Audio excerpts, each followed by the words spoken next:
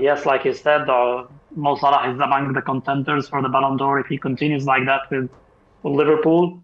Bearing in mind that they are maybe in the driving seat to win this season, and also that they are they're doing very well in the Champions League as well.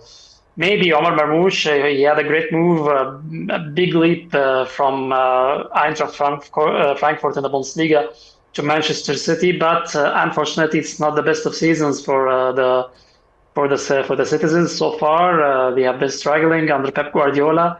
He hasn't been finding the right formula so far. The team looks like in shambles. I've seen their most recent defeat to Arsenal 5-1.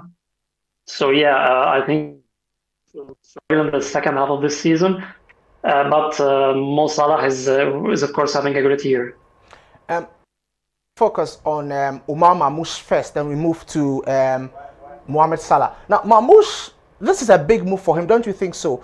And looking at how big Manchester City is and looking at how certain players like Jack Grealish and others have failed to live up to the billing when they made that move, do you think this move to Manchester City is the best for him, considering he was even in the running to replace Mohammed Salah at Liverpool, but he has now ended up on the other side with Pep Guardiola? Well, actually, for me, it wasn't the best choice. Of course, it's very attractive to play under Pep Guardiola, to play in a big team, to earn, of course, a huge amount of money in a rich club like Manchester City. But for me, it was not the best choice because the style of management that Pep Guardiola is adopting at Manchester City or at any club that he had ever coached, depends heavily on rotation. So he's not going to have, yes, he had started two games since joining Man City, but he's not going to have these chances regularly. If you look at Manchester City since Guardiola took over, there are only 3 players that have been always ever present in his lineup since he signed them. Kevin De Bruyne, Rodri, and Erling Haaland. All other players in all of different lines are always rotating. They are week in, week out. So it's not that consistent 11 that he's going to have. It's not that main role that he's going to have. If he had joined another club like Arsenal or like Liverpool, I think he would have made a better move. And it's always hard for any player to move in the winter and make an impact. Even if, especially when it's a big money move. We all remember Fernando Torres when he moved from Liverpool to Chelsea. Nageeb, sorry, we seem to run out of time. Let's move quickly to Mohamed Salah before we go. Now, Salah is left with 6 months on his contract. We know per the football rules, he's open to speak to a lot of clubs. He's chosen a tactic which is quite unusual for a player. 6 months into his contract, he seems to be granting interviews to the media and telling his side of the story that he's open to signing a new contract extension, but the club is the one hesitating. That's an interesting move for a player to take. And for me, it's interesting for the caliber of player Salah is.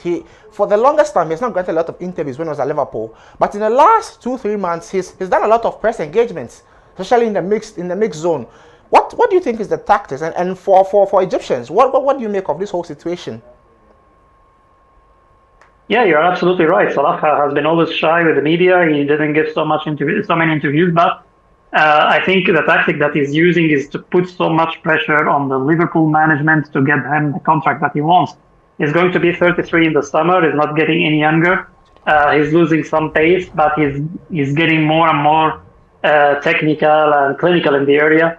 I think he's scoring more than ever now. Right now, he's top scorer of the Premier League. He's now the most important player in Liverpool, with no doubt. I think he wants like a 2 or 3 year contract, not only a 1 year contract like Liverpool has been offering to him.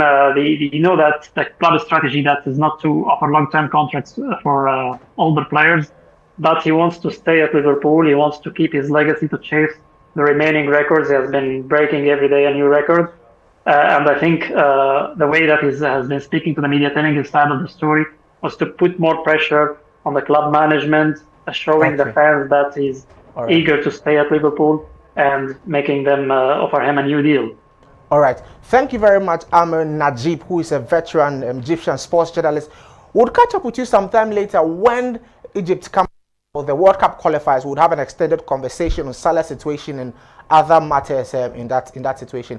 Thank you very much once again for your time. That was Amr Nageeb, who is a veteran Egyptian sports journalist.